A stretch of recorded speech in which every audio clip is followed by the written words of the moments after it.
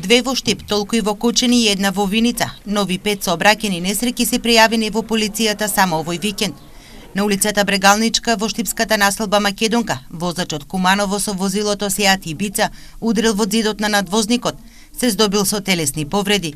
71 годишен штипјанец е повреден откако доживеал сообраќајна несреќа на 10-тиот километар на патот Штип-Радовиш, во која учествувало и непознато товарно возило, информираа ЦВР Штип.